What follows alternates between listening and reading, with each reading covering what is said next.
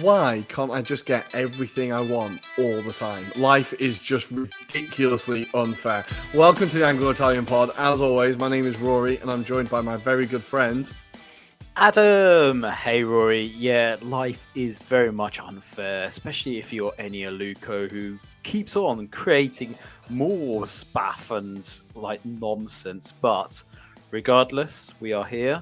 We're going to be talking about all of the football that happened over the last few days. And if it wasn't enough, the FA Cup decides to peer out of the woodwork and create some more drama for us. But more importantly, mate, how are things in Milan? Yeah, I've had better 48-hour periods, but I'm good. I'm still here. I've gone through therapy today, listening to all of my Arsenal podcasts, listened to Wrighty's House, listened to Ars Blog, listened to Handbrake Off, every single pod, really just wallowed in the misery of it, and then was like, okay, I think we're ready to move on now. Yeah, I've kind of come to terms with it. But yeah, in short, I'm good. So much to talk about. Obviously, we're going to cover all of the Champions League action. Bayern Munich taking on Real Madrid in a proper classic Champions League semi-final, which I'm pretty excited about, despite the obvious. And on the other side, we've got Dortmund taking on PSG, which I think isn't as straightforward as people might think, but we are going to talk about that. As you said, we are going to talk about the FA Cup action as well. Well, the reforms in the FA Cup. And then, of course, previewing huge weekends in Serie A and the Premier League. It's time. It is time. The Milan derby on Monday evening, and in the Premier League, we have three huge fixtures again in terms of the title race. So a lot to get through. So I think, without any further ado, let's go to the Champions League after this.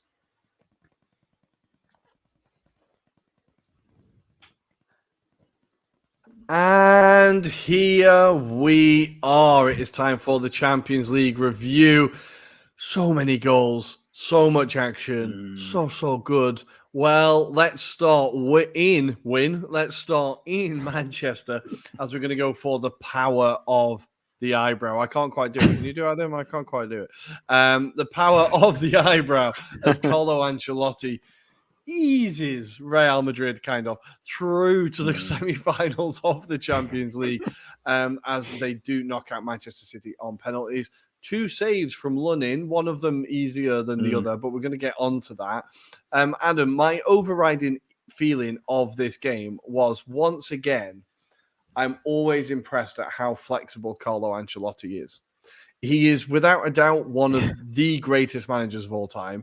He doesn't have a philosophy that he's married to, and he is able to tactically adapt to any game, any opponent. And not only that, he is able to convince world-class players to play football that they potentially don't want to play. I don't know how many Real Madrid players are happy to do 11 men behind the ball for 90 minutes, but Carlo Ancelotti gets them not only to do it, but to do it with commitment and to be happy with the end product at the end. It's just really impressive from him. Before we talk about the game specifically, it just shows Carlo Ancelotti's genius, right? Yeah, maybe he was re-studying Louis Pasteur and that laissez-faire kind of attitude, because it felt like that. And he's just got this aura, hasn't he? We've always joked about his aura and how he doesn't look like he gives a fuck. Even if they're 1 goal down, he always seems to just plow through it and almost give that players kind of sort of a reassurance from the sidelines that he's not having a go. He knows that they can do it. He trusts them to do it. But yeah, I think he did reflect on this occasion as being something that he was a bit more stressed out about. And given the context that you're facing City at City, it felt like it was all aligned to repeat what happened last season anyway. But yeah, he certainly learned from that experience. And you can tell by the way they approached it. And, it was just a contrast in terms of styles, wasn't it, on the actual evening? But it was just that kind of personified kind of attitude by Carlo that I think exuded to his players, and it gave them the kind of confidence in the match, because, it was something that Bellingham kind of reflected at full time, when he was interviewed. It was almost like, oh, we're making the boss tired, because he was just yawning, and it's like, are we keeping you awake? And it's like, yeah, go and entertain me, basically. There was his remarks back. So Yeah, Carlo, you've got to have a lot of respect for, because even though on the sidelines it doesn't look like he's a tactical genius, and I think that's been harshly kind of criticized about his kind of tenure as a coach in general, not just at Real Madrid.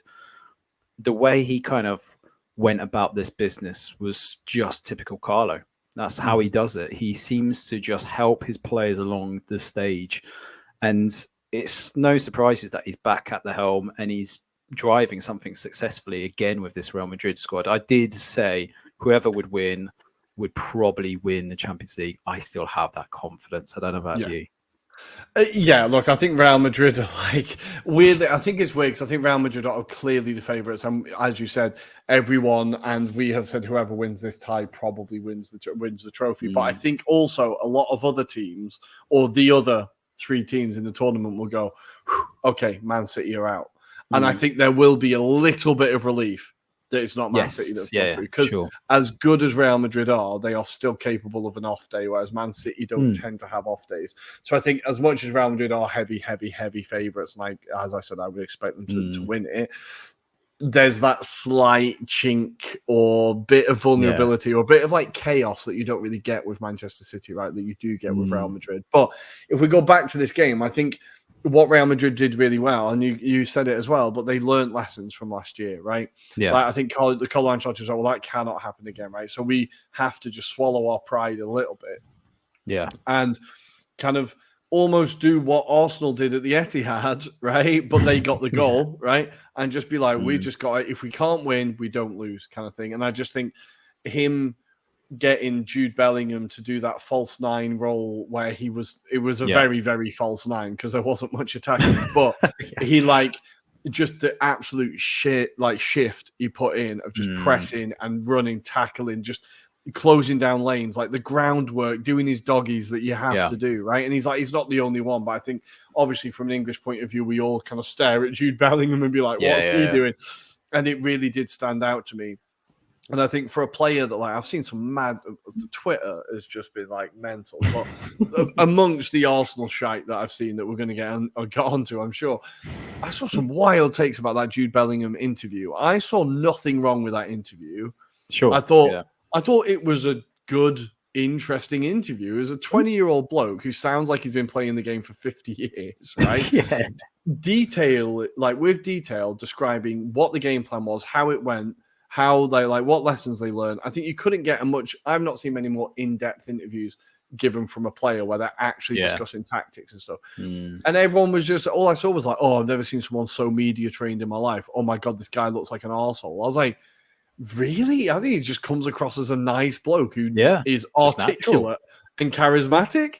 I couldn't see the issue with it, but I think it was really good to see him putting in that kind of performance, because I think when you're a player like him and the players like Vinicius and whoever else, under a different manager, I think they would potentially be like, we're not playing that football. Like, try telling Neymar to do that, or try telling Neymar to do that is the only one that can come to mind now. But certain players just would not respond to that. So I think it says a lot about Carlo Ancelotti's man management. But that being said, any Man City fans listening will be going, Jesus Christ, they didn't batter us. We were the much better team. Man City were the team, right?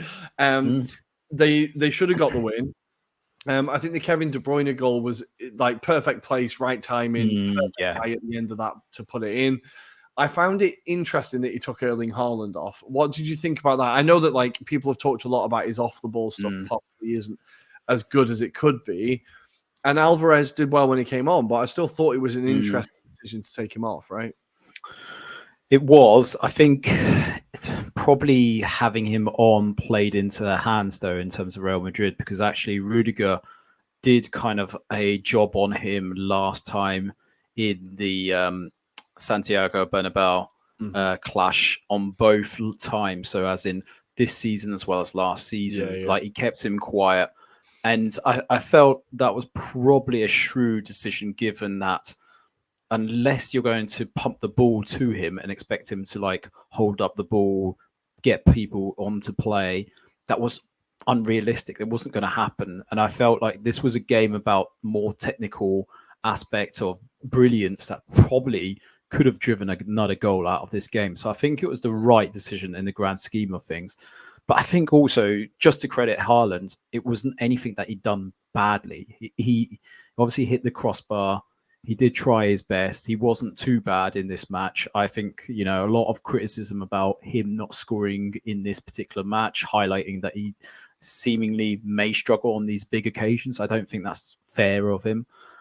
It's just the moments in this game required someone a bit more of a technical expert, and that's where Julian Alvarez was the right kind of substitution. I don't think there was anything wrong with it. Personally, I think if anything, maybe Pep should have brought on the substitutions maybe earlier. Potentially that is maybe something that will run through his head today when he's kind of examining what he did wrong. But in the grand scheme of things, look, you could do lots of things differently. I think just Pep was unlucky on this occasion that actually they just didn't take the chances. Look, Kevin De Bruyne, straight after taking that goal, he has a fantastic opportunity to make it 2-1 and he blasts over.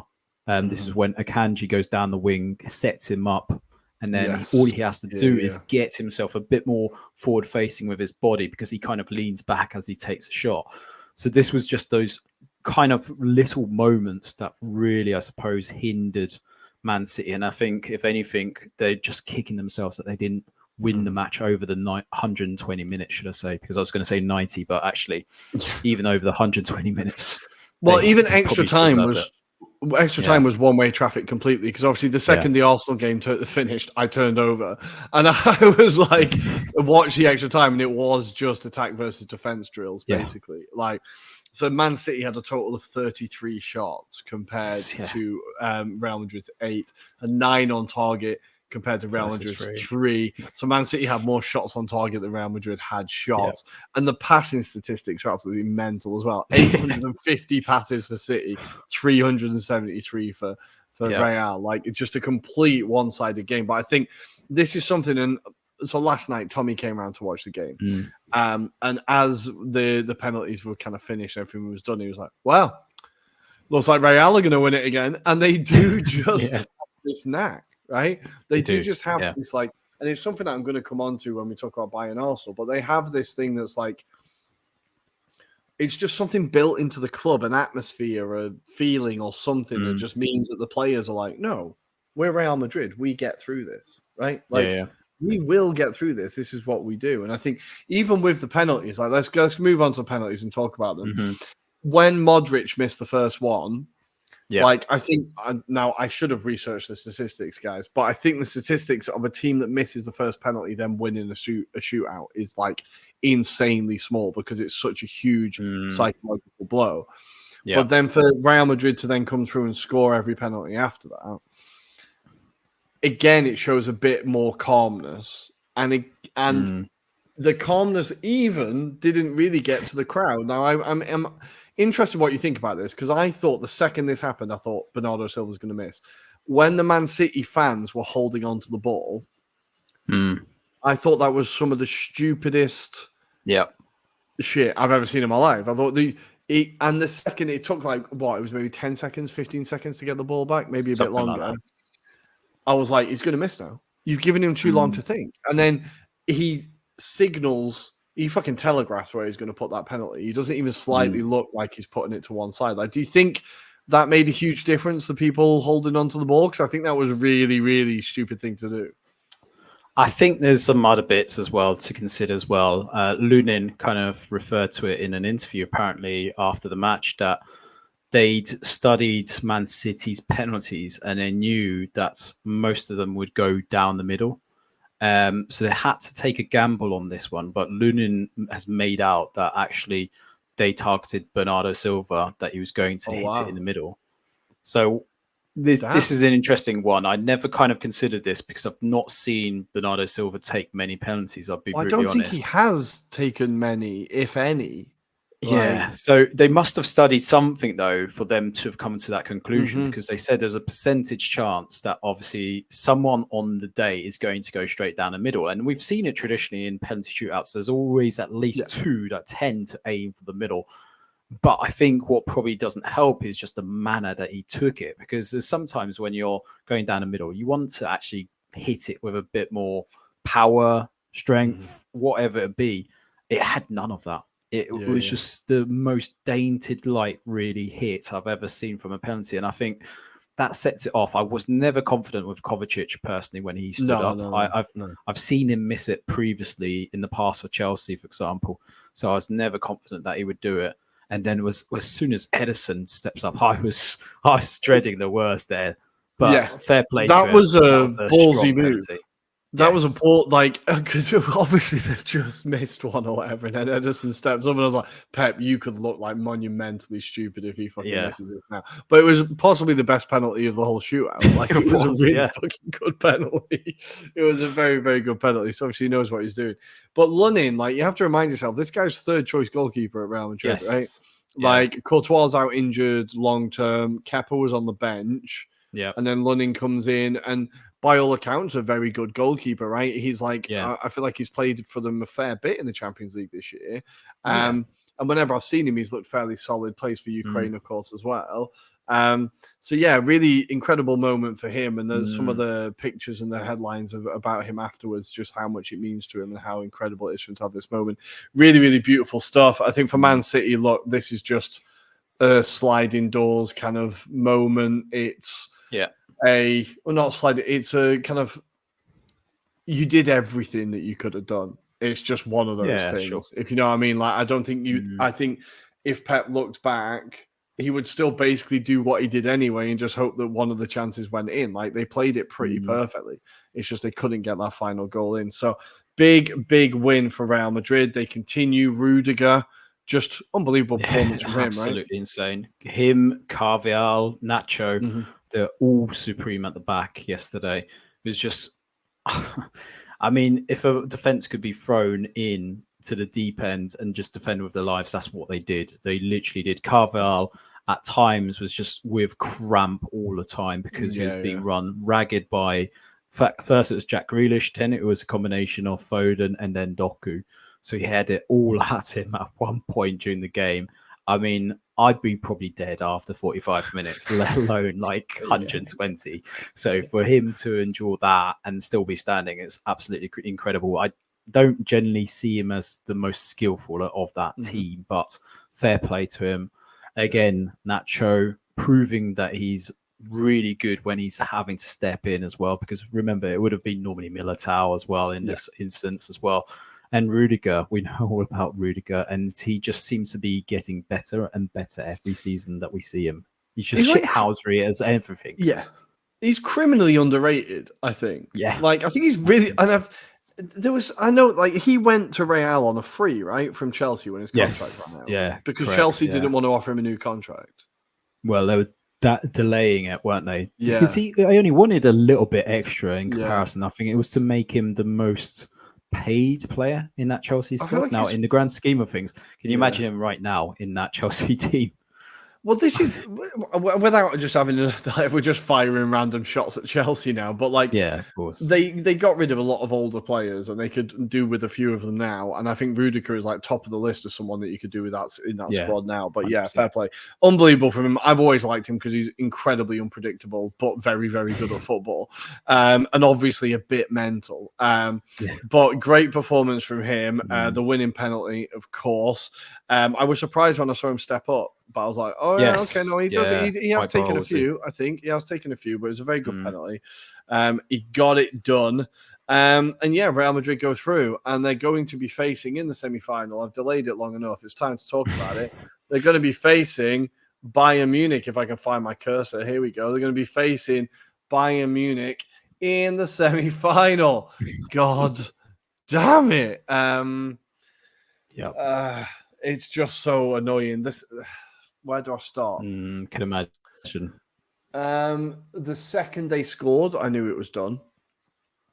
And Tommy was like, no, Rory, you've got to be positive. I was like, mate, we're not scoring until we play till next week. Like, it's done. Let's just come to terms with it now. And I think now our performance kind of showed that.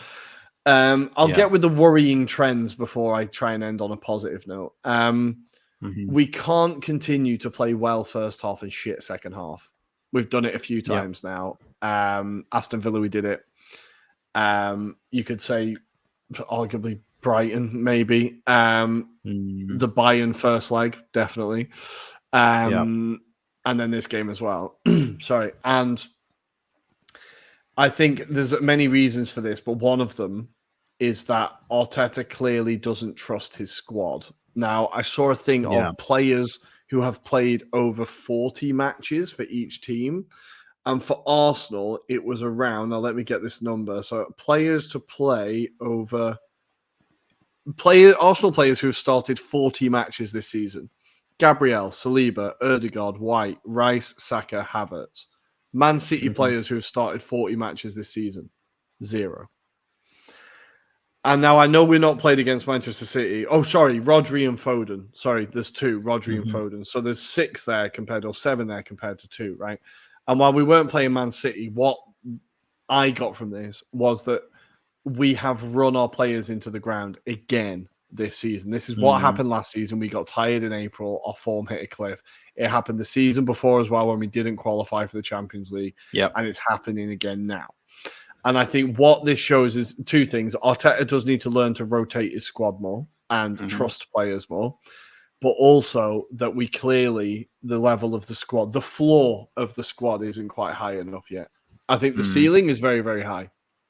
But when you're bringing on Eddie Nketiah on the 85th minute in just some Hail Mary pass that he might just go in off his arse, as much as I love Eddie Nketiah, he's not that guy. Like, I just think the floor is a bit low in this squad. And when you get to this stage of a competition of this quality, these things matter, right? Like Bayern Munich, I think if you look player for player, our quality isn't that far away from Bayern Munich. I think honestly we have equally as good footballers as Bayern Munich, but they had more players to come off the bench. They had more like options, and more importantly, they had a lot more experience. So I think what happens is a player like Bukayo Saka, who Tuchel did a really good job on, like that left wing, their left side, 2 defenders rather than a wing, like a defender and a winger, and just completely shut down our right-hand side. So then we had to go out left. Tomiyasu, that was the first game he'd started since December. He did really well, I think, but the first game he started since September. And Martinelli, a few moments of brilliance, but not having a great season. And then it meant that all of our focus had to be shifted on the left. So I think I've kind of gone off track, but Arteta, that fed into the fact that the players looked knackered, and it made us more predictable, and it meant that tactically we were easier to prepare for, and as the game went on, we were unable to change our plan. So I think we made it very easy for Bayern Munich. Now, that being said, first half, I thought we played really well. I thought we were the better team first half. We just about shaved it. I think we created better chances. We had a bit more of the ball. We weren't losing our head. We weren't going over the top. It was calm. It was collected. How did you see the first half? I think for me, it was definitely a case of deja vu in some respects, because it felt like Arsenal are going through the motions again. They're just not being clinical in front of goal. And I think there was, for me, just generally, not just isolated to the first half, but there was a few disappointing performances from the Arsenal perspective as well, that I think, kind of, as you allude to, kind of make maybe Arteta seem a bit more vulnerable, that he's so insecure about his squad.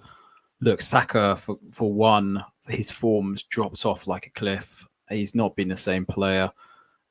Rice looked tired. I felt he wasn't his natural best.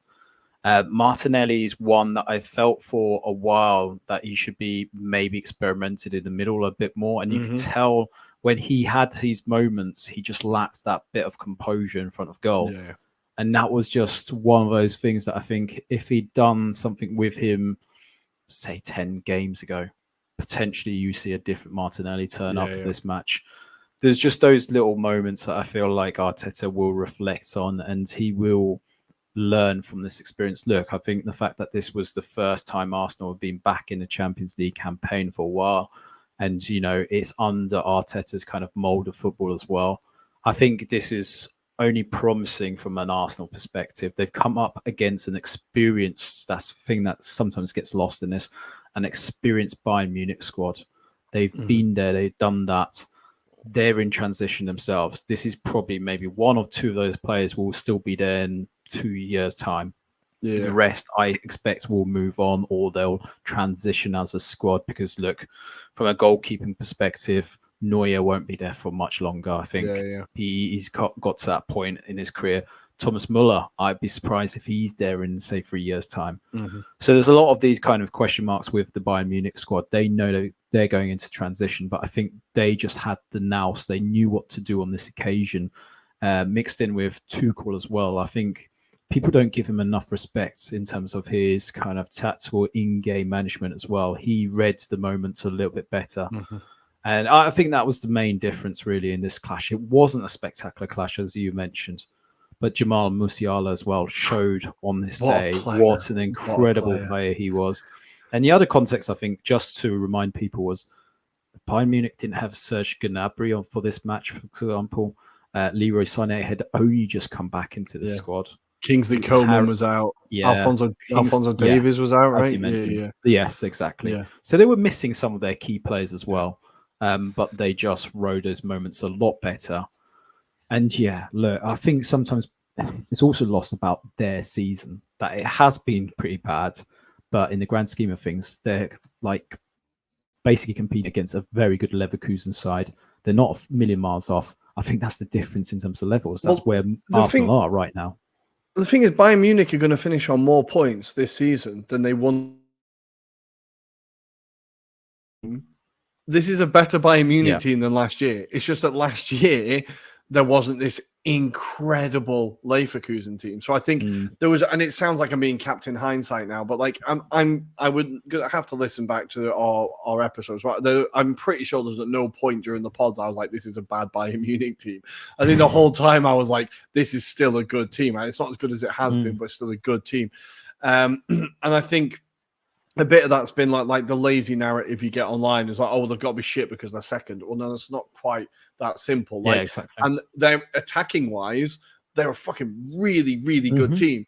Their weakness has been defensively, right? And I think this is what really frustrates me is that we didn't cause them enough problems defensively. And I think if we're going to talk about the experience, once they go 1-0 up, I think I could understand what Arsenal were trying to do, and they were trying to be like, no, we win how we play, so just keep playing how we play.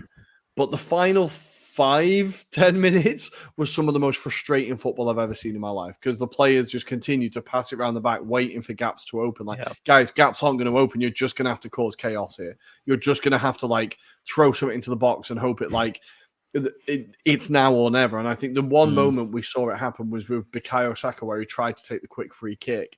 And it was a really, I think if it's just a bit better ball, White gets onto that. And that is a genius moment. Because again, the people I was watching it with last night were like, oh, he's wasted that. I was like, no. That is what you have to do. Like, it reminded me of, do you remember in the World Cup, the Holland-Argentina game where they took that really quick free kick and Weghorst just scored in like the 120th minute or whatever. I was like, you need that bit of predictability. You need that, because if you give them time to set up and that's another minute off the clock, and then maybe like, I think that moment encouraged me, if anything. That was a one moment of like, okay, we're learning something about what this takes, right? The other 10 minutes, we've learned nothing. We've done nothing. But you can see some of the players on the pitch being like, no, we need something more now. And I think, as I've said a million times, this team learned, this coach learns.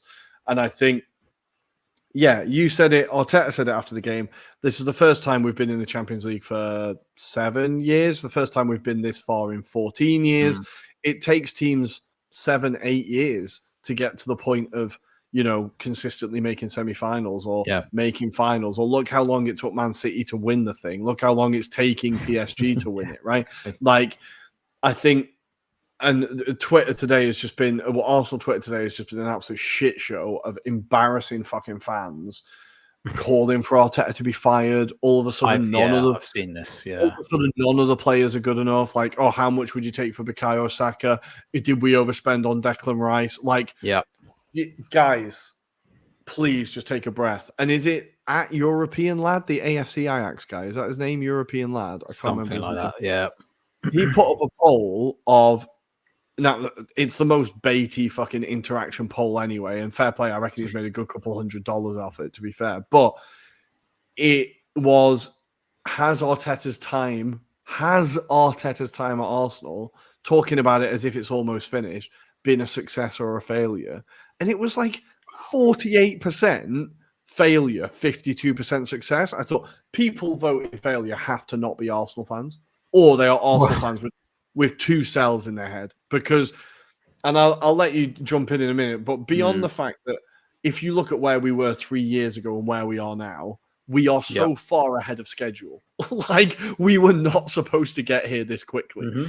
And I think everything Arteta is trying to catch up with the progress he's made. Like, I think he wanted more time to sell certain players. Like, we still have Cedric on the books, right? We have not been able to get rid of all the players yet. We've not been able to like, I think Arteta, obviously, as things are going well, you're going to be like, yeah, okay, keep this going. It's going well. That's like, but we're going too quickly for the work that needs to be done. And I think that only has to say that it's been an overwhelming success his time, because he's taken us from not even in the room to at the top table of European football, where we've gone out to Bayern Munich, right? We've not gone out to Karabag, right? We've gone out to one of the European greats. Like, how do you feel about this? Because I'm getting wound up just thinking about it.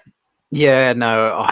When I saw those kind of posts around maybe Arteta should consider moving on, and like people were literally at that point of we should sack him because we're not gonna learn anything from this whole experience. We need someone that's successfully driven in terms of trying to win us domestic trophies. And I'm thinking to myself, look, Arsenal have not been in a position to necessarily be competing, let alone try and win these kind of competitions, and we're straight away slagging him off.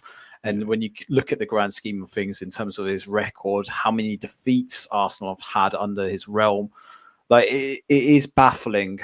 Like, but then this is the problem, that he's probably exceeded our expectations. He's driven those expectations to be even higher than potentially they should be against their kind of roadmap, if that makes sense.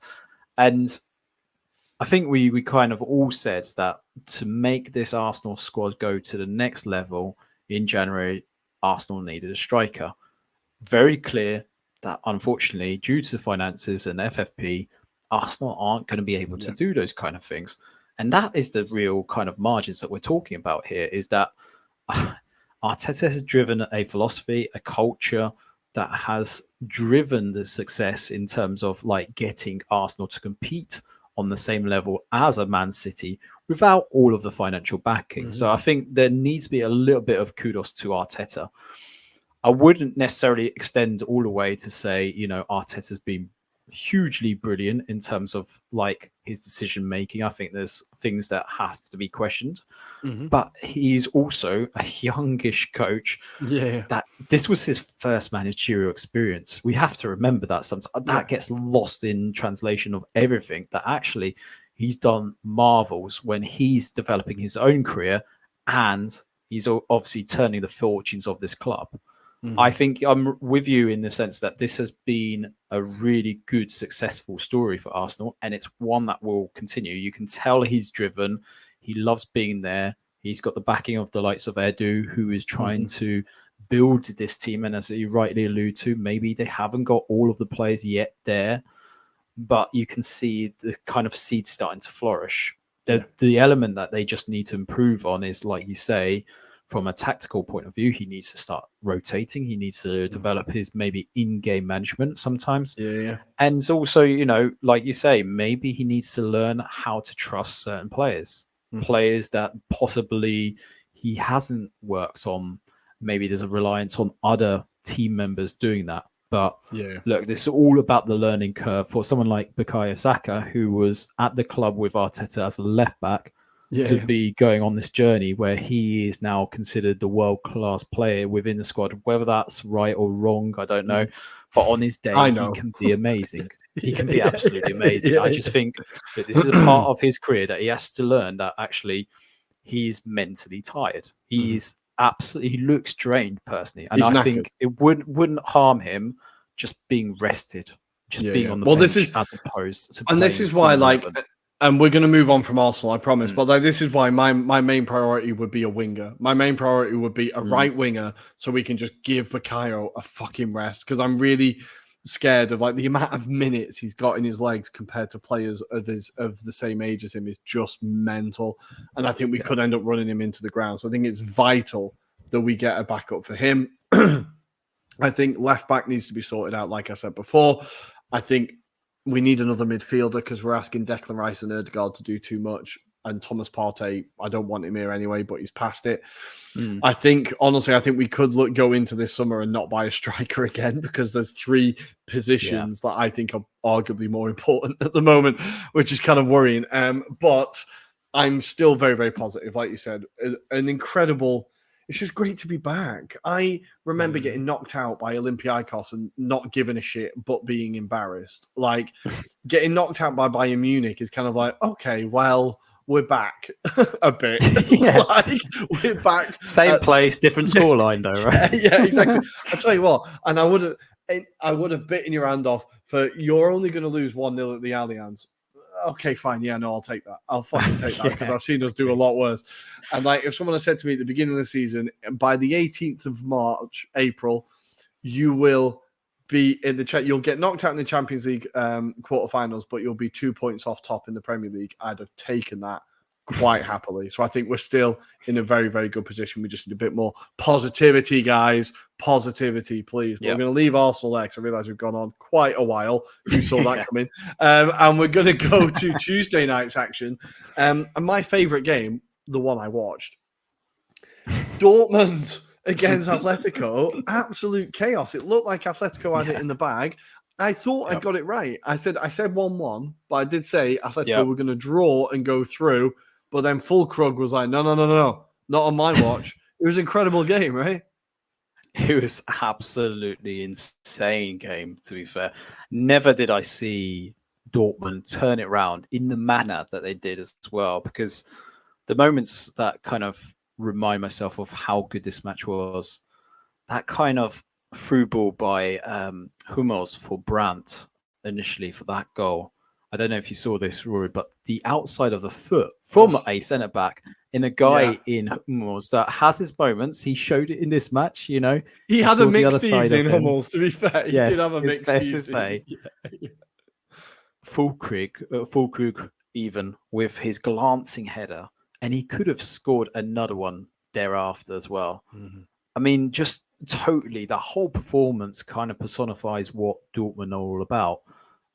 In games where they're not expected to deliver, they just go out of their skins and their bodies to just deliver something. Whereas when they should be delivering, they just crumble. And that is just the persona of Dortmund. You don't know who's going to turn up. And on this run, they've proved to be that team that just goes out of their skins to prove everyone wrong.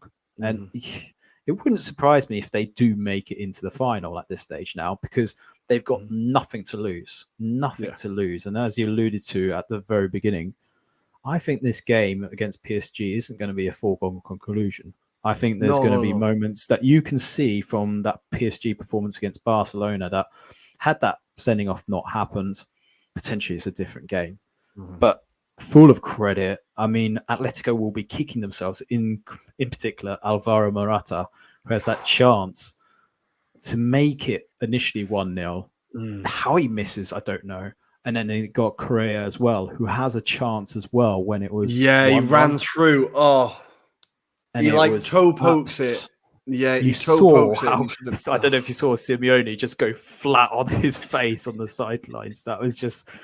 It was absolutely incredible how they didn't go out there without a win. I don't know, but full of credit for Dortmund because they deserved it on the night as well, Rory. I have to say as well, this is the best I've ever seen Julian Brandt play. I thought that he's an incredible player. Doesn't have many games. He was unplayable this game. And I was like, I was watching it, I was like, that's the player that, like, because Klopp famously wanted to bring him to Liverpool, right? And Arsenal were looking at him for a while and that. And obviously he has injury issues, he has all sorts, doesn't he, Brandt? But I was watching him and I was like, my God, on your day, you are some player. I thought he was absolutely fantastic. And the guy who came on, who I remember him coming on in the game where they fucked the league last year. But he came on and I was really excited about him. And he came on and he was lively again, was Bino Gittins. He's just a really exciting player when he comes on, really dynamic, really like just pops up in space and like able to beat a man. I was really, really excited about him as well. But yeah, incredible performance from Dortmund. And it feels like they're really using this as a catalyst to keep this season going, right? Because obviously the Bundesliga has been a disappointment for them. But I think they do like Terzic and they do like, you can see that the players are playing for him, but there's just something not quite right there. I was also really impressed with Maatsen, who's on loan from Chelsea. I thought he was fantastic as well. The irony, and Sancho, he does well away from Chelsea, right? Yeah, and Sancho away from United doing well. Who'd have thought it? Yeah. I thought he had a few moments. He's no end product again, but he had a few moments where I thought he was quite good. And Schlotterbeck is the last one I want to call out as well, who had a defender who's prone to a risk. I thought he was really, really, really solid. But yeah, for not a typical Atletico Madrid performance, but this isn't a typical Atletico Madrid team. It's not what you think. They're not the uber defensive shithouses that we're used to. They are trying to be a bit more expansive. But nevertheless, I was still very surprised to see them just slip in that. What was it? 2 goals in 2 minutes? 2 goals in 3 minutes to lose the game is like very not Atletico. But yeah, huge win for Dortmund. Fantastic for them. And the final game was Barca already hate Mbappe before he's even got a Real Madrid shirt on. They already despise him. PSG get through, but the talking point here was Araujo's red card. I just have to say, Barcelona fans crying over an injustice on red cards. You will never, ever, ever have my sympathy. But Adam, how did you see it? Yeah, I mean, obviously prior to that, they'd already taken the lead in this match through Lamine Yamal, who was absolutely incredible with his move. But yeah, I suppose that's where the moment kind of twisted and hinged, didn't it, really? Because as soon as Araujo is sent off, then Xavi has to make that decision who he's going to bring off. And he takes off Lamine Yamal, who, in the grand scheme of things, obviously Pedri had just come back from injury. You would have thought maybe naturally take him off. Don't risk another injury to the guy. And maybe, you know, with Lamine Yamal's kind of pace and stamina, he's going to create a lot more issues for PSG. But as it turned out, like, they kind of just crumbled. And it wasn't helped by Cancelo as well. He dived in for the penalty. There was a lot of mistakes that obviously, I suppose, on the grand scheme of things, a bit of a realization of, look, Barcelona are a team in transition. They've got a lot of young prospects that are going to learn from this experience. But overall, you'd be disappointed if you're from a Barcelona perspective, where the expectation was you had this in the bag. All you had to do was ride this out. And unfortunately, they let it open to PSG through that red card. And then, look, we saw a masterclass from PSG. In fairness, I think that wasn't really kind of seen across a lot of the reports that I saw. Vitinha, a guy that was playing for Wolves during COVID season, people forget about that. And he looks so classy on the ball. Enrique is really getting something out of this squad now. You're starting to see it really come to fruition now. I remember when we did the previews on the group stages, you weren't convinced about this PSG side. You said this is going to be a side that probably doesn't make it this year. And he's proving all the doubters wrong. He's developing something. And you saw that through the maturity of the performance from a Dembele, for example. Look, Kolo Muani, who was bought in for 100 million, was on the bench. The rightful decision, but in the grand scheme of things, that was a really good performance from a PSG perspective, because I think in previous years they crumbled or they just really struggle, and this was a different type of performance. You can see they are naturally starting to grow into these occasions. And yeah, again, I know I've kind of written them off and said I reckon Dortmund do potentially make it into the final because of the way they've managed to get themselves into these stages, but PSG have something about them this year, definitely.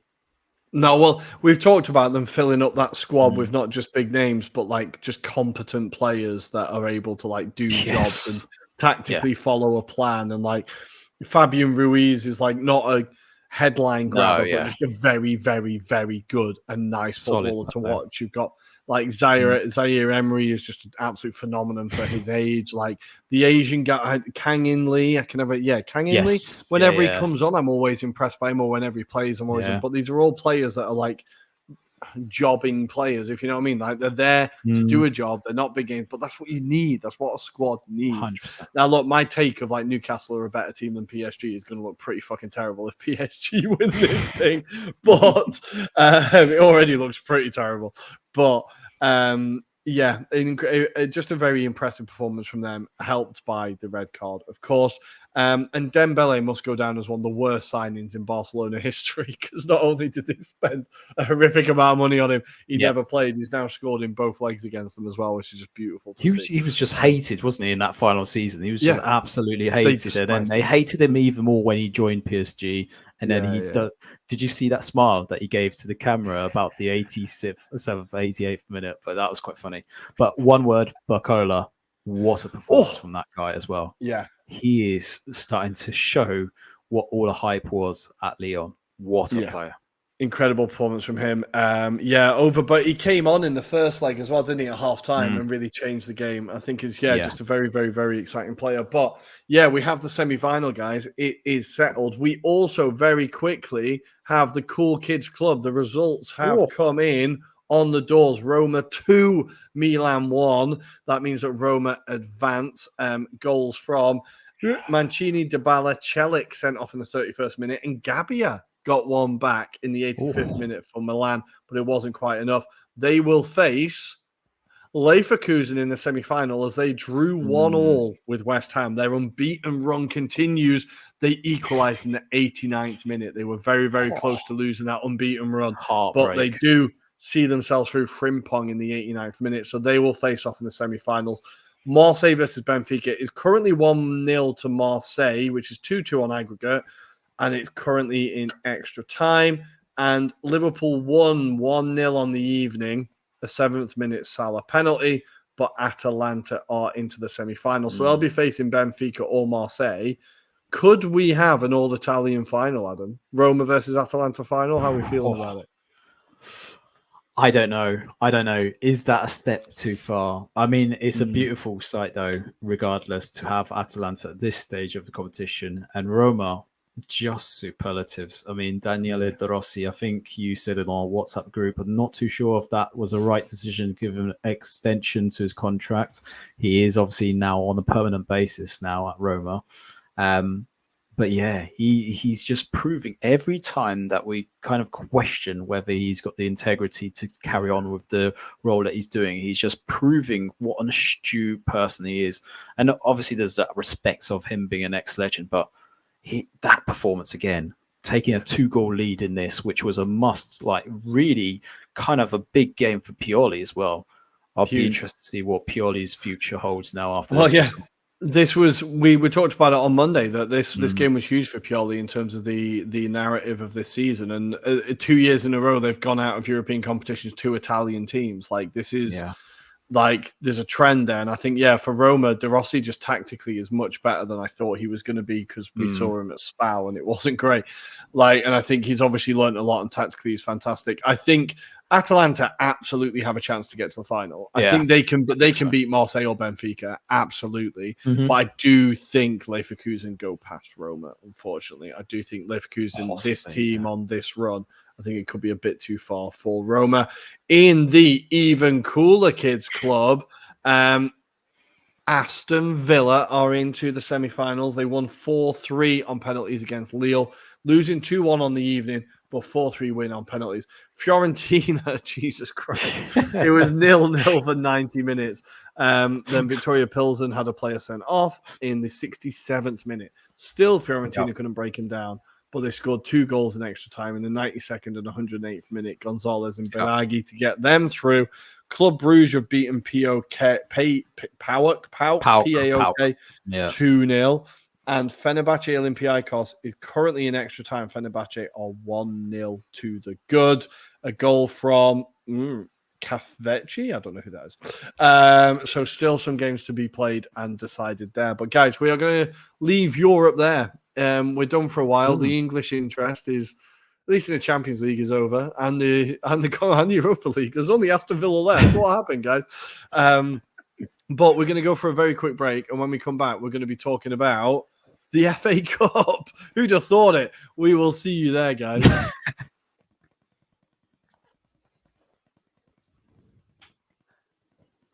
And we are back. It is time to talk everybody's favorite subject. It's FA Cup reforms. Woo! Yay! This is what we love to hear. I was innocently scrolling through Twitter when I should have been teaching my class, and all of a sudden a tweet came up and it said, new announcement along these lines. I'm paraphrasing a little bit. The FA Cup has been improved. Adam, what reforms are they bringing into the FA Cup next year that we can all get excited about? Yes, so let me summarize just the points for now. We'll probably dig into a lot of this, but essentially starting from next season, so 24-25 season, all replays will be now scrapped from the first round proper. It used to be that they were scrapped from the fifth round onwards, but now it is a case of every stage from the first round proper will be scrapped. You will have the fourth, fifth, and quarter final weekends exclusive of EPL, so English Premier League games. We'll also have final weekend exclusive of English Premier League games. Surprise, surprise. And the kind of headline from the FA has been around the Premier League increasing the funding to the football pyramid. There's going to be an extra 33 million, which goes to grassroots or football causes, essentially. And this is funds from the Premier League in addition to what they already do to the actual competition. The other key highlight from this, or I wouldn't call it a highlight, maybe that's probably badly phrased from my side, but they are moving now games from their regular kind of fixtures, which usually tended to be over weekends, to now midweek. So it tends to now be a case of these games will be played between a Tuesday and a Friday, as opposed to a Friday to Sunday period. So yeah, I'm naturally gutted. My first reactions was, what the hell are they playing at?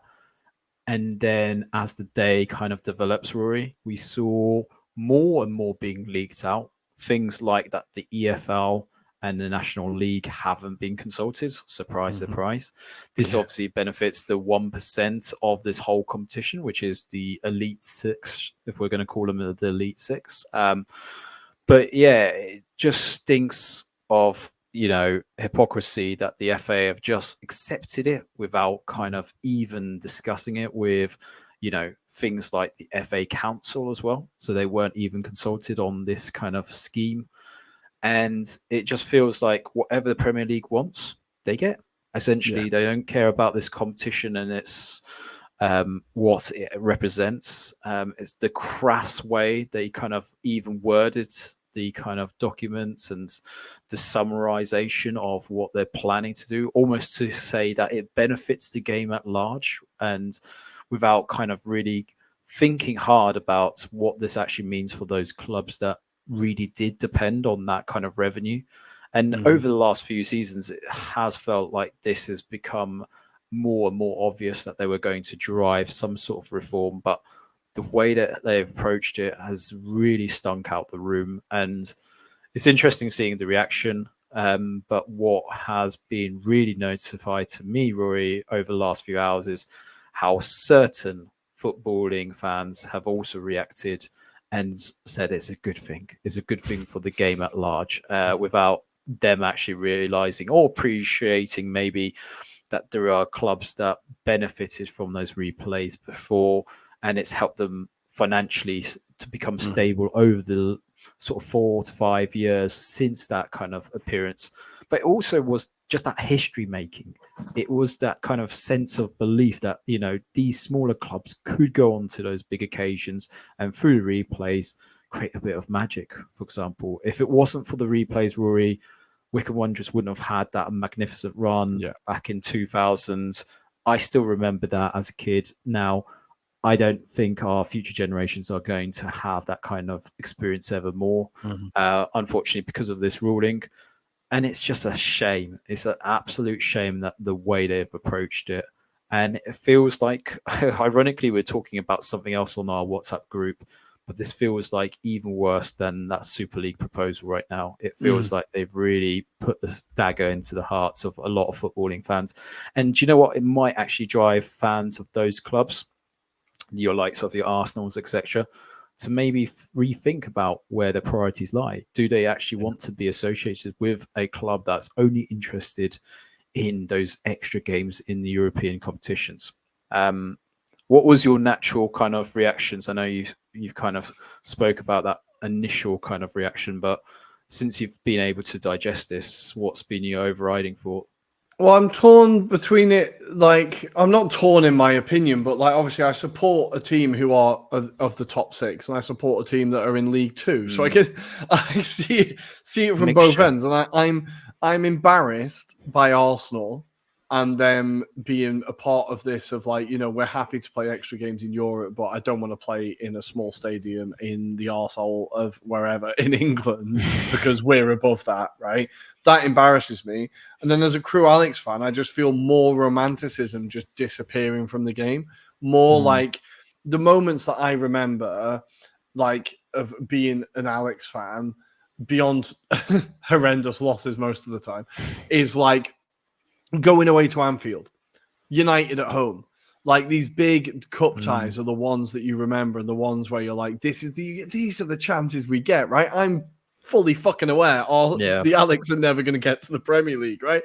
Like for us to ever play at the Emirates is going to have to be in the FA Cup or an FA Cup replay, right? And I think it just the romanticism from football, and it's something that's happening on a wider basis anyway.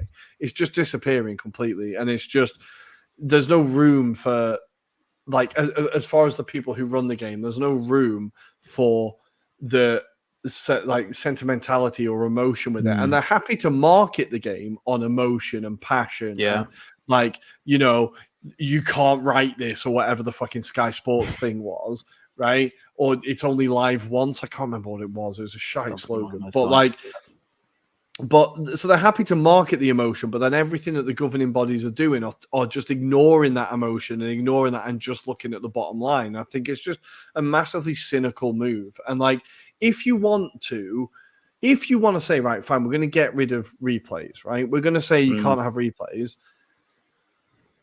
Do it from when the Premier League teams come into the competition. Do it from the third round. You don't have to do it from the first round when the Premier League teams aren't even in it. Right, that is just being fucking harsh to clubs that, okay, you're not getting a massive payday, but that's an extra game of split ticket revenue in potentially a team that, like, for the Alex, we would have got we played Derby away, right? They no fucker turned up, but their attendance is much higher than ours, right? And we get half of those revenues. So I think if you want to be selfish, then at least bring it in from the third round, right? Even that would be cynical, but I could kind of live with that and be like, okay, it's fairly consistent.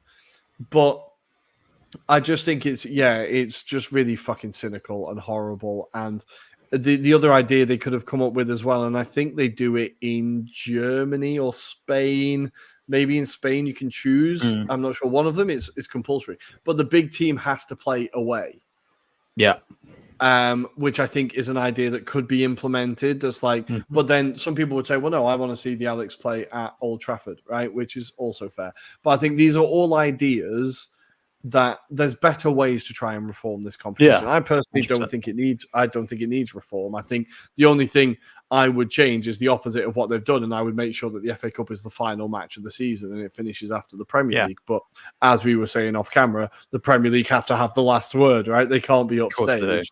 Like, what do you think about what I just said? I lost track of what I said, I'll be honest.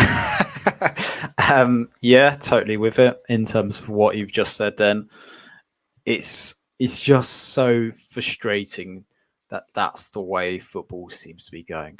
It feels like this kind of notion of independent regulator is nowhere to be seen, even though it's a recommendation that the government should be pushing through with this kind of independent regulator. if there's a time that this needs to happen, it's probably now, because we speculated on our WhatsApp chat around the prospects of Premier League clubs maybe taking their fixtures abroad.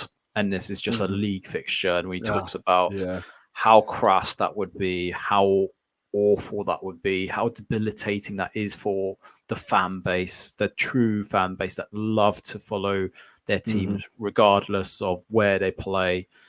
And it just feels at the moment that if there's a motion for making more money in a different way, they will do it. They will do it if it means like spitting on the very fabric of what their clubs used to be known for. They'll do it. Unfortunately, these are businessmen. These are acting like franchises these days. And soon, I dread to think what it'll be, but I wonder whether the prestige of the FA Cup will ever be there in the future, whether it'll be a competition in the future. That's the other thing. There's a lot of speculation around whether the League Cup needs to exist. And I still think there is, in equal measure, an opportunity that they can both still sit in terms of the footballing fixtures. But to make it easier, because I think also what gets lost is the kind of players. What do they think about the situation? I think nostalgically, a lot of players still refer to the FA Cup as being that true cup competition, because you've got that unpredictability of that lower league side that's maybe non-league coming through to the rounds and playing against heroes that they may never have an opportunity of ever playing. And then you've got the reverse of those players that have, they've had a career in football, but they love those FA Cup matches as well, because that allows them to have a bit of relief from the usual kind of league fixture. This is the difference. And then we've also got to think about what those players are going through physically as well, which is probably the notion I'm surprised wasn't really kind of driven as part of this statement, was that we want to ensure that there's protection of players. But there are better ways of doing it. These clubs don't necessarily have to always play their star players for every match. They seem to persist on this. And that's down to the clubs. If they choose not to do that, that's down to them. But ultimately, there could have been other reforms, like you said, that could have really helped the situation and benefited both causes. But taking away replays, moving fixtures like this away from a traditional Saturday or Sunday to now being like a midweek game, how do you think that's going to benefit clubs? If they've got a tie that's halfway up the country, do you think people are going to be more inclined to attend those matches? I don't think so. And they've really misread the room when they've done these reforms, but it doesn't surprise me. And unfortunately, we've got the FA that's supposed to be the body, that they are the rules of the league. They kind of develop these kind of autonomous rulings that we should abide to. But actually, we should probably give them the middle finger and probably do a protest in the sense of, we don't attend FA Cup matches next season. That's a really hard one for fans to do. I think, people did it with it was a big lower league thing where people didn't go to the whatever it is now, Johnson's Paint Trophy or whatever the one, like loads of the Checker Trade, is it? No, Checker Trade was last year. I can't remember who it is now. It was Bristol Street Motors. Bristol Street Motors. There you go. But people, like loads of fans, didn't go to that and stuff as well as a kind of form of protest. I think it's just a bit of another kick in the balls for lower league football fans, isn't it? Really, of just. You know exactly where you are in the pecking order in the list of priorities. But to save us repeating ourselves, I think we're going to leave that kind of FA Cup reform there. Just a bit of a shit news story all around, really. But we're going to go for a very, very quick break. And when we come back, we are going to be previewing the Premier League and Serie A. We will see you on the other side.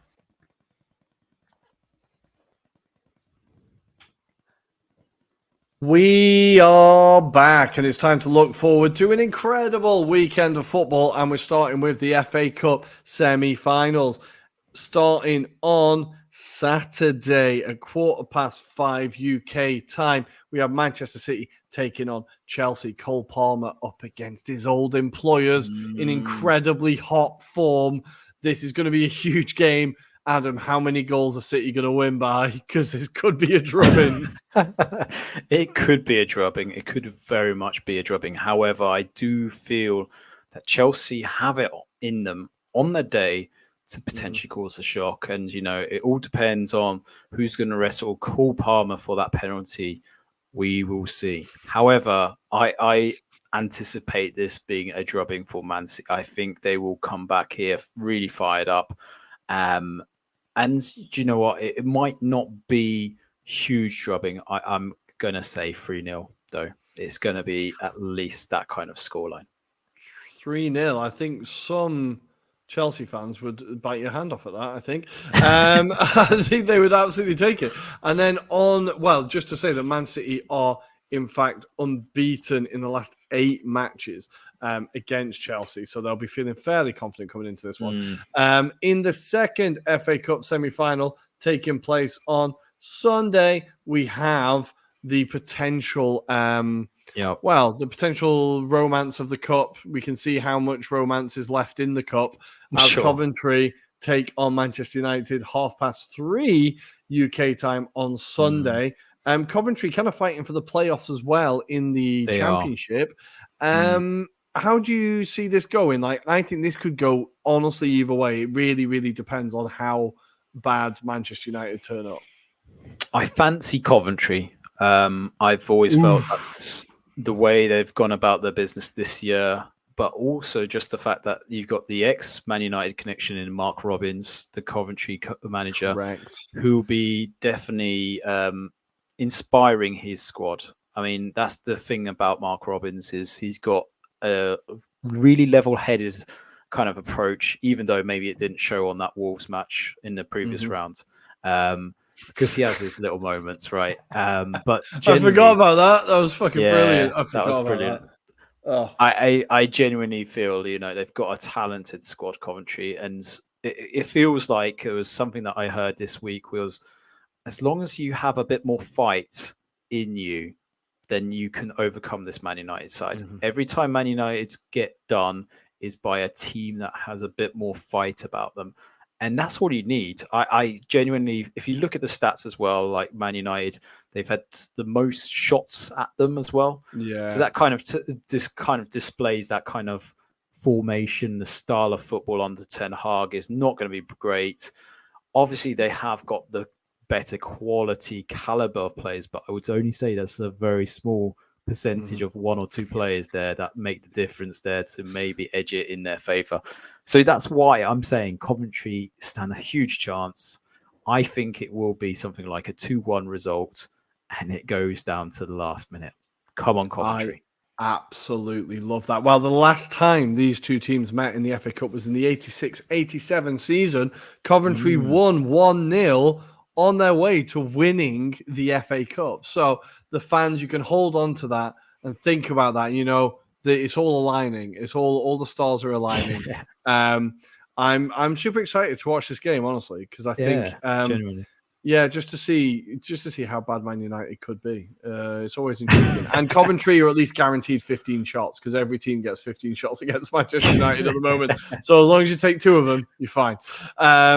But let's go to the Premier League. This weekend, we have some big games down at the bottom. Luton Town taking on Brentford. Brentford have basically got themselves out of it now.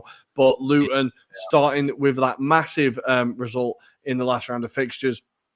Can they build on that? We have Sheffield United taking on Burnley, the 2 bald men fighting over a comb to see who can have the least level of embarrassment. Let's see if a Burnley keeper can not make a mistake this weekend. That'll be interesting.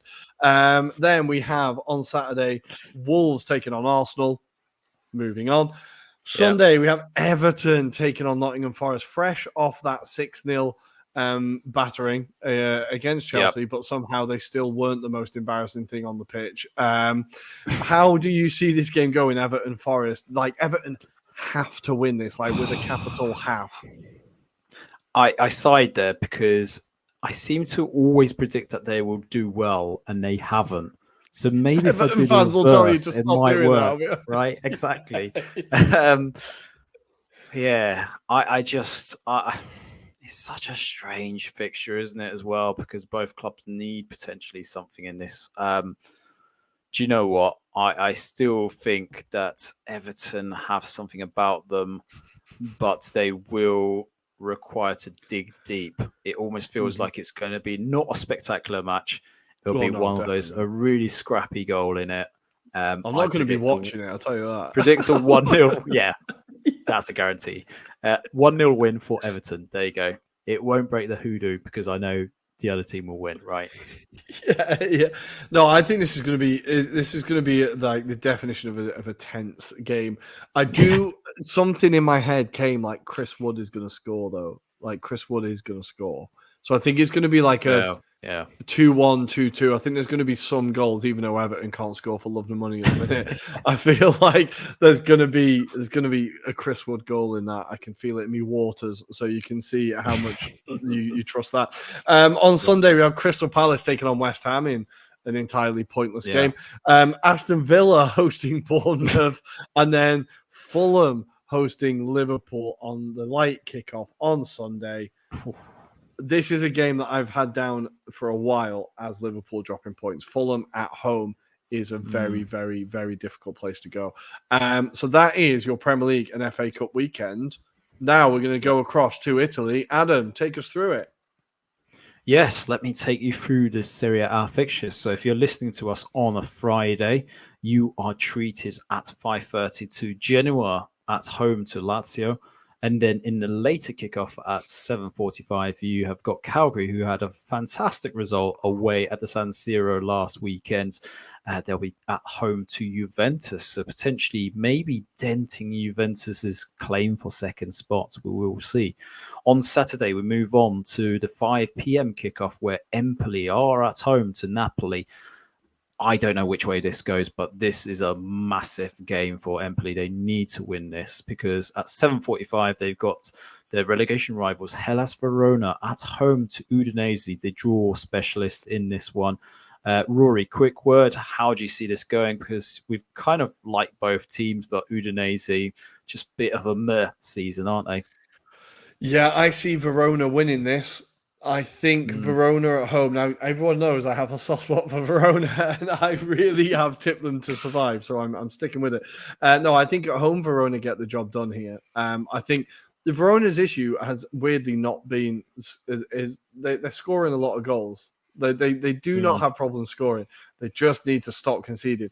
And I think Udinese aren't the biggest scorers. So I think Verona could actually get a big win here. And I think that would basically see them safe. So hoping for a Verona win. That's what I'm going for. Let's wait and see, listener. We'll move into Sunday, and we've got another relegation kind of battle to kick us off at 11:30. Sassuolo at home to Lecce.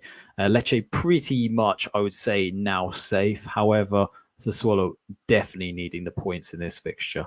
We move on to 2 p.m. We've got Torino at home to Frosinone. At 5 p.m., we've got Salernitana at home to Fiorentina. And then at 7:45, we've got Monza versus Atalanta. And we'll move into Monday's fixtures because this is the juicy ties, Rory. Because at 5:30 p.m., we have got Roma at home to Thiago Motta's Bologna. How do we see this game going, Rory? They are currently separated by 4 points. If Roma win this, they really, really put themselves in the Champions League conversation. We've said that Bologna haven't scored in the last 2 games. Their form kind of hitting a bit of a stunt, and we've seen with Bologna across the season that they are a little bit streaky. They are a little bit streaky. They had that big run, and then they struggled a bit, and then had a big run, and it looks like they might be starting to struggle a bit. Roma, on the other hand, they've kind of got a bit of a pattern going: win, draw, win. So they're due a draw. So maybe it'll be a draw. But I think the fact that Roma are at home slightly puts it in their favor. So I'm going to go for a Roma win. But I'm going to say goals. I can see goals. Yes. I'm going for a draw. I'm thinking it's going to be a score draw, but this has got, as you say, lots of goals. Maybe get Craig round to watch this one. This one's worth watching. Yes. Maybe he'll see Bologna in a different light. Right? But yes, Rory, we'll move on to 7:45 because we've got Derby Madonnina. We have got So the big. Milan derby, the most important game of Inter's history. They can confirm the Scudetto, but most importantly, get that second star on their badge. Rory, you are going to be watching this match. Wow. I wish I was there to be experiencing what the city might erupt to by full time, but I am this praying. match is incredible. Yeah. I'm praying for an Inter win, honestly. Absolutely. I was talking to Tommy last night, as I said, and we were chatting about it. I was like, how are you feeling about it? He was like, look, I know we're going to lose, so it's fine. He was like, I know we're going to lose, it doesn't matter. But I was like, no, you've like, what is it, five derby wins in a row. You knocked them out of the Champions League last year without them scoring. Like, there's a real thing now that Inter have easily got the upper hand over Milan at the moment, which I understand as a football fan, it instantly makes you terrified because you're like, no, I know it's amazing. That means it's going to not be amazing very soon. But I think the annoying thing is that, well, no, maybe it's better, I think, for the spectacle of the game is that Inter have to win, right? The fact that they drew against Cagliari and didn't win means that this game, for them to secure the Scudetto, they have to win. So I think it gives them that kind of kick up the arse that we've been talking about a little bit, that little bit more to play for, that focus, whereas we've said their focus has been lost in the last couple of games a little bit, understandably. I think Milan are going to just try and spoil the game. I think they have to just be like, let's just draw. It's like anything so that they do not win the Scudetto tonight, right? I think they're just, if Inter don't celebrate on Monday evening, that's a win for Milan, right? Yes, it does feel like that inevitably. I'm just worried about Pioli's form. And this, I know we've been saying a lot about Pioli, but generally, I just feel like they haven't got the momentum going into this match. Normally, they'd be a bit more fired up, a bit more kind of, there's something about them. I just worry. They have got that kind of element that Leao on his day can cause into a lot of issues. I just feel Inzaghi will get this drilled into their heads that this is all about pride. This is more than just pride. This is all about getting the win over the line to finish the season off in style. What a way to do it. Just go into the history books as those guys that delivered that second star. That's all he has to tell them. That's the speech, essentially. That's all he has to do. And I think that will inspire that group of players. It is going to be an absolutely colossal night. I cannot wait. We're going to a crappy little bar somewhere and we're all going to be squeezed in. And hopefully on Tuesday, I feel fucking terrible for my classes. That's what I'm hoping, because it's going to be a hell of a night. I've been lucky enough to see the city explode a few times. And a lot more of my friends are Inter fans, so it always feels a bit better when it's Inter celebrating. Yeah, I can imagine. But guys, those are your weekends. I cannot wait to review it all at some point. And how much I remember of it, you will find out. But that is the weekend previews done for you guys. We are going to take our final break before we let you go. And we are going to come back with the Tiki Taka Toe quiz. We'll see you there.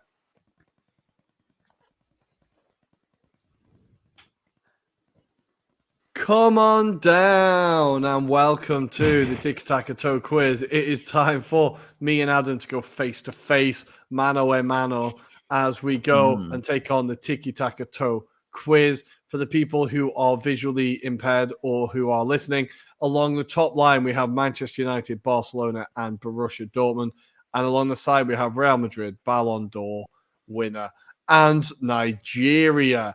Adam, I think I started first last time, so I'm going to let you go first. Okay, so I'm starting to think, how do I tactically go with this? Let's go with Barcelona and Real Madrid. I'll start off with Luis Figo.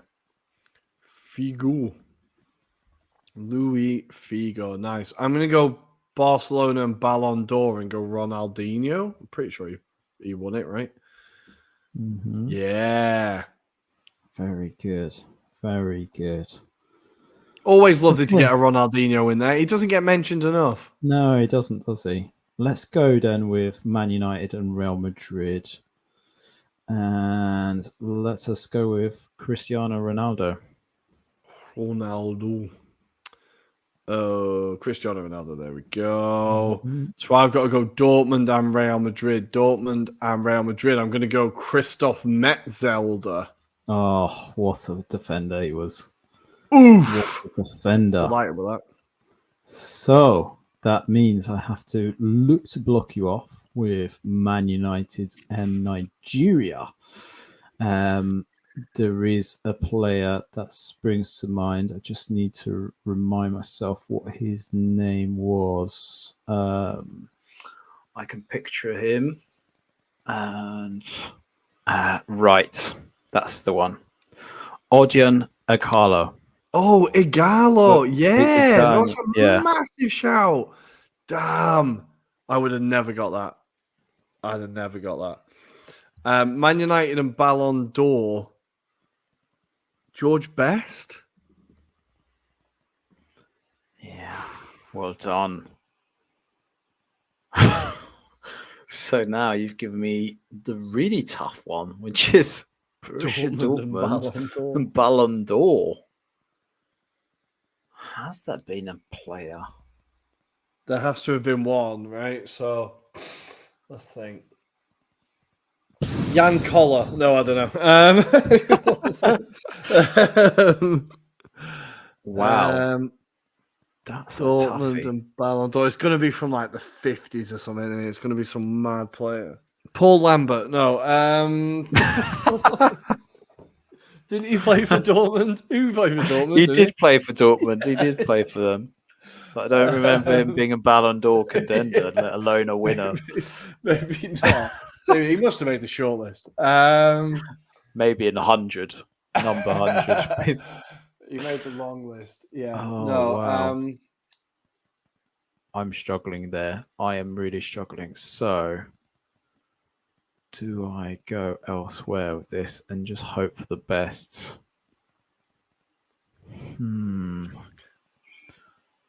Even struggling to think of a Barcelona player that happened to be Nigerian. Yeah. And a Nigerian for Dortmund, I'm really struggling, I'll be honest. It doesn't feel like a natural combination, does it? No, I don't know. They must have. Where's Bino Gittins from? I'm not sure where he's from. Okay. I think this player played in defense for Barcelona, so I'm going to go with this one. So Barcelona and Nigeria. Samuel Okonowo, and that's Okonowo. Wow, goddamn! I've never heard that guy in my life. He was a defender, so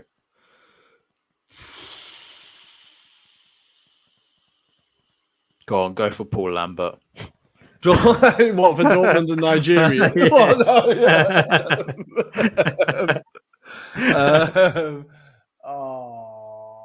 I'm gonna take it. I'm gonna take a gamble because he had so many clubs. Taribo West? No, he didn't play for Dortmund. Adam is your go. Dortmund and Ballon d'Or.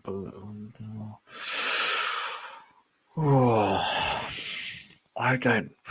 You need Dortmund and Nigerian to win it. Dortmund, yeah.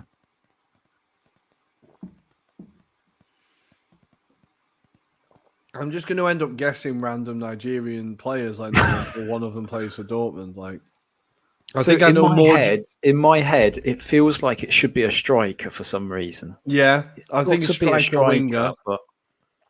But what would it have been? I'm just going to end up. I think I know more Nigerian players than I do Dortmund players. So by the law of averages, one of them will have played for Dortmund, hopefully.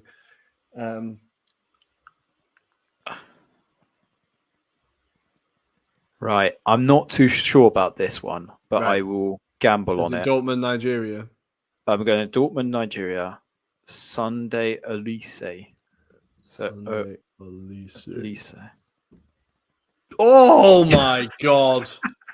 Absolutely, congratulations! I have to carnage on the streets of Lagos. That's all I can say. The absolute audacity of that incredible work, Adam. The next one I had in the Bible was just Agahawa, and I was just going to hope that he'd played. Did some backflips towards Dortmund, right? Basically, Dortmund that used to be Ballon d'Or winner. I have to see who it was. Oh, Matthias Sammer. That's kind of gettable. That's kind of gettable, but it would have But I taken me a wouldn't while have to get naturally there. have said that. I don't know why.